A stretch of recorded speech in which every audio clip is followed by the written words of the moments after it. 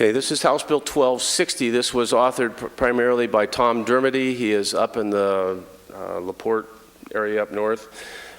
Effective July 1, 2011, that's this summer, the employer's share of the medical plan of benefits, the premium for that, regardless of the plan design, may not exceed by more than 12% the state plan allowed the employer contribution for state employees. So what that means is the state of Indiana has a DNR or Parks Department employee and they pay $4,000 for that single plan for that employee.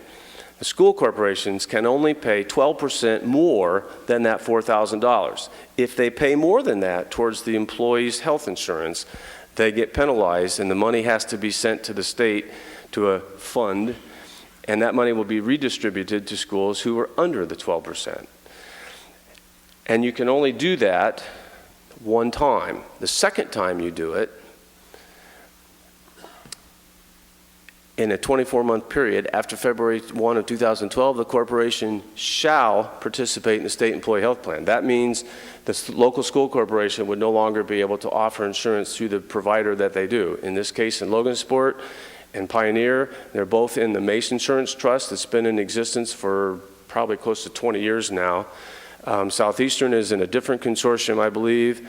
Is that correct? And Logansport is in this different one yet. I think there are 3 different ones. But they have, for years, the school corporations have gone together in groups and worked to bring rates down and collectively pool their resources and so forth.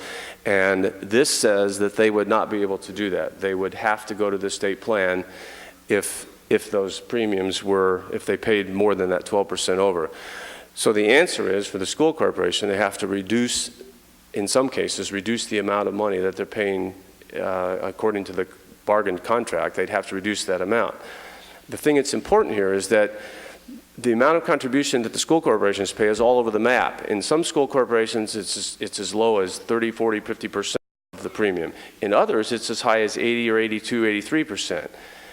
But the salaries reflect that. If you've got a school corporation, I'll just use South Newton as the one I remember, where they paid 28% of a family plan on a $16,000 plan. The employee was paying a lot of money out of pocket, but their salaries were higher. You go to Kankakee Valley up north, or Kokomo, where the school corporation pays a higher percent, the salaries are lower. It's all relative, but that was a local decision. The administration and the teachers sat down and said, this is the way we would like to divvy up those dollars. And this is going to take that local decision-making away. Board members and attorneys may be covered under the plan and shall pay the same amount as other employees. Non-certified personnel may be charged more than certified personnel. Many school board members are covered by local plans. The amount that they contribute varies. It's all over the map. This says it will all be the same, that they'll have to pay the same as other employees. Any commissions, bonuses, fees, or any other compensation paid to an insurance provider will be available to the public upon request. That's probably not a bad thing.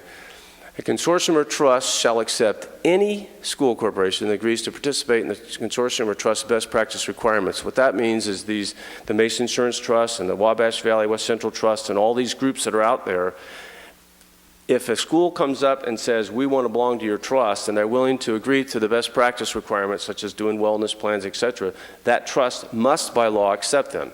The problem with that is you bring a school corporation that just had a heart transplant and a bone marrow transplant, and they're uninsurable anyplace else, and they come to your trust and say, oh, by the way, we'll agree to those things that we want to be in your trust.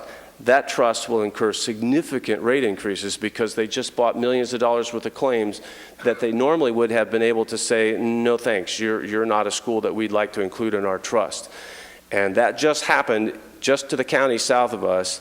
There's a school there that is now in the state plan because no one would insure them, but they would have come to one of your trusts. They tried to get in the trusts, and all the consortiums and trusts turned them down because their claims were too high. This law would force them, the consortiums, to take them, and that would have a tremendous impact on the teachers who had been frugal and trying to do all the things to keep the rates down. They would lose a big chunk of that control. And currently, only 5 school districts in the state are in that plan. Most corporations will have less coverage and pay more if they go to the state plan. The employer and the employee portion will be dictated by the state rather than through local bargaining. That's a very, very significant loss of local control, in my opinion.